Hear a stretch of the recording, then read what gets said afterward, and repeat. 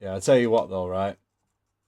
If you'd have asked me how to improve your mental health a few years ago, I'd have probably just said something like, go see a therapist, bit of positive thinking and mindset, things like that. I'd just say some. I'd probably say something like that. To be fair, but I think unexpectedly, I've just been able to change a couple of things in my life, not really knowing what it was going to be, but they just happen all of a sudden. I suppose they just seem to come out of nowhere. These little changes, and they're mainly just lifestyle changes, just little things in the background, and I barely even notice. I suppose things like drinking less, exercising more, spending less money, spending more time with family, things like that. So, yeah, today I just want to talk about some of the things that subconsciously help me improve my mental health. Now, obviously, what I'm going to say, it's not medical advice. I'm not going to say, yeah, well, take on what I'm saying and this will apply to you because not everything I'm saying will apply to you as well because it'll just be different. So, first thing, well, this is kind of like touch on the video I've just done, which I'll link up here in the little information tab, and that's just drinking less as well. I drink a lot less than I used to. I think I used to probably have a drink at least once a day. I'd like go to one stop or I've got round the corner and just get like the 3 for 6.50 bottles, and it's like these big massive 650 ml bottles, and I used to have them all the time. And I suppose I don't really drink when I'm at home that much now. I mean, the World Cup's on at the moment, and I've had a couple of drinks. But when I say drinks, I mean I've had these, like I said, the Erdinger alcohol free. I've had them recently. They've been quite good actually. I don't feel that anxiety. I don't feel hungover the next day. It just feels a lot better. It feels a bit more natural now. I suppose it doesn't feel like I'm forcing myself to have a drink. And now I think now when I actually go for a drink, it actually feels like an occasion. It doesn't feel like I'm just doing it for the sake of it. So yeah, I think that's one thing that's improving mental health a lot because as we know, alcohol is a depressant and it does make you feel a bit rubbish when you have too much of it, obviously.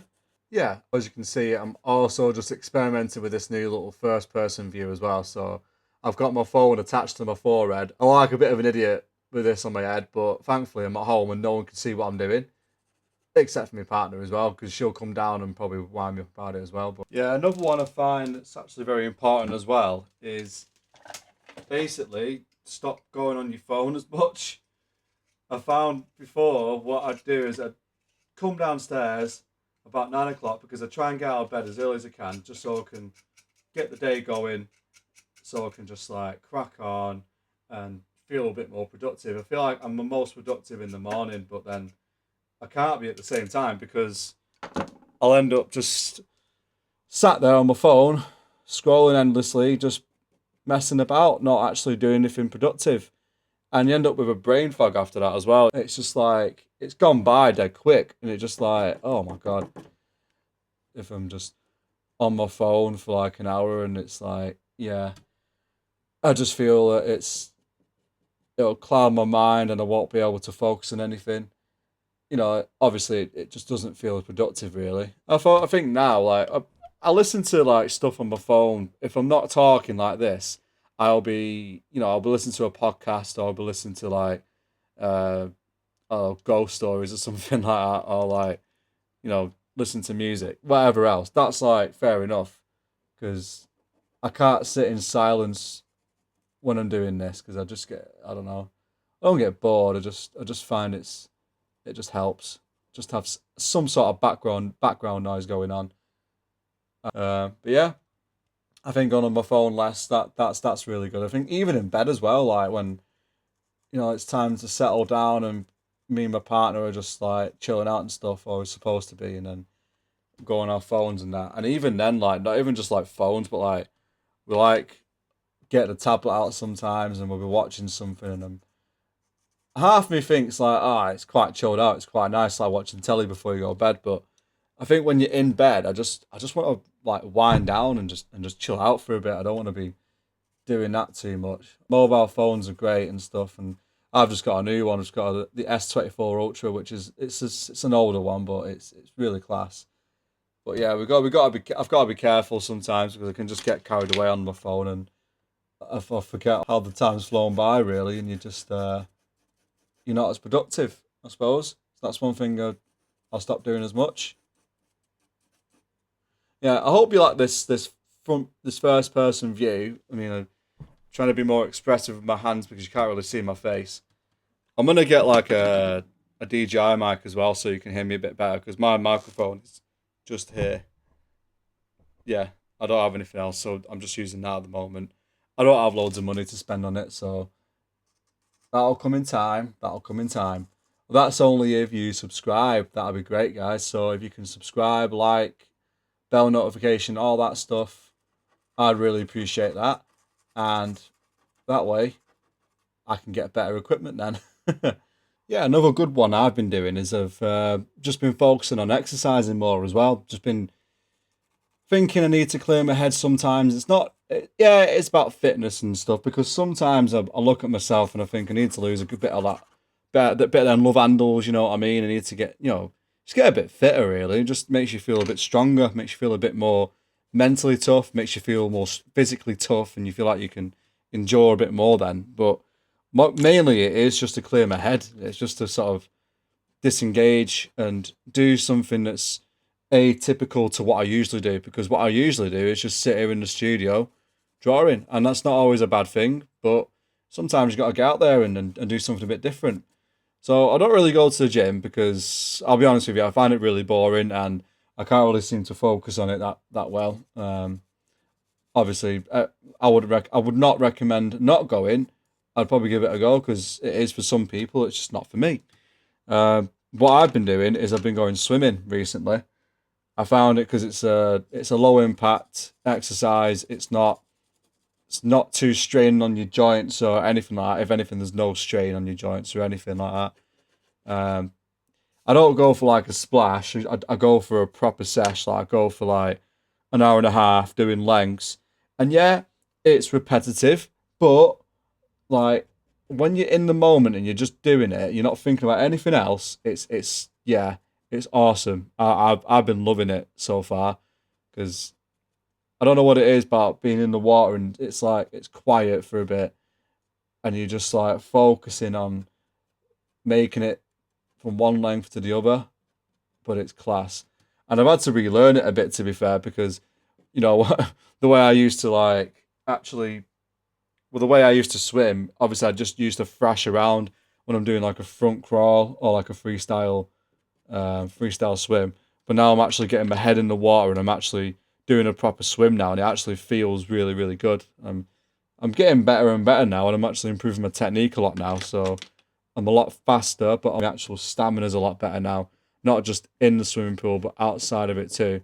I've also just been getting. I've got these resistance bands at home, and I use them with. It's like a Pilates bar, like a big bar, and I basically just attach it to that and just do my exercises at home too. But yeah, like I say, exercise. That's one thing that's really helped recently and helped me clear my mind a bit more. This one could be a little bit more controversial, to be fair, but it's just working less. I mean, like actually just not working as much as you need to. Like obviously, we all need to go to work and we all need to make our money. Like that obviously we do, but I think when you make it your whole life and you just make it everything that you do, you lose sight of what's important to you. You lose sight of like the things that really matter to you. Like I'm not saying that we all need to be doing some entrepreneurial stuff or we don't all need to be doing that. Some people are quite content having a job, coming back home and enjoying the time with the family. But that's what I'm saying is you want to enjoy time with your family. You don't want to like be totally consumed by work and that's the only thing that you do. You want you want some flexibility. You want something, don't you? Like 40 hours a week for me, personally, is too much. I think that's too much.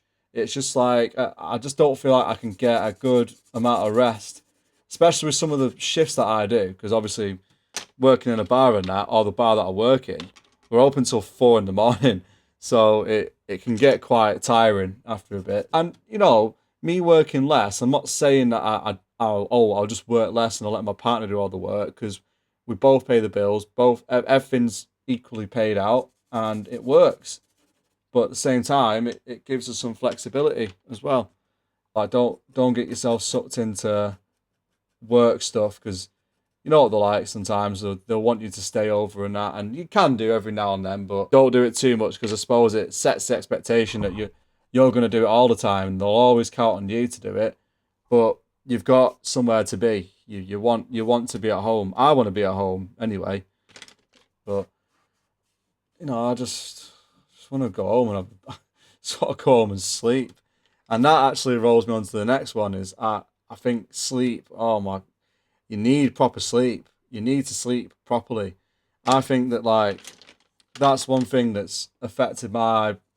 I just feel agitated when I don't sleep properly. I just feel really agitated and I feel uneasy. Like a couple of times when I've just like done these bar shifts and I feel, I feel like I can't catch up because I only managed to get about 4 or 5 hours sleep. I need like 8 or 9 basically. Yeah, I think that's just quite obvious really. I just like to sleep as much as I can because it just improves my mood and it improves my health in general. Another one as well is setting your boundaries, saying no to stuff. That's something I've learnt to do recently. I think I'm not brutal, but just a little bit more conscious of my own time and my own thoughts. If I don't want to do something, I'm just not going to do it. Simple as. There's no point. I think setting your boundaries with things, like I've been setting boundaries with work when they say like, "Oh, do you want to stay over?" No. Do you want to drink after work? No. I don't really get it a lot from like friends and family because I think they understand that trying to like uh, I'm trying to work hard basically doing my art stuff and YouTube as well. But I'll mostly go and do things with them. But sometimes when I really just genuinely can't, I will be honest and just say, look, I can't do it. I'm busy doing this today.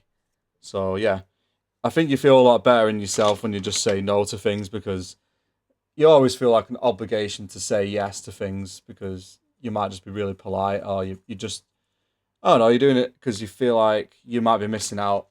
And in tandem with that, I try not to be selfish and I'm trying not to like sort of say things like, oh no, I don't want to go to this thing because I don't want to.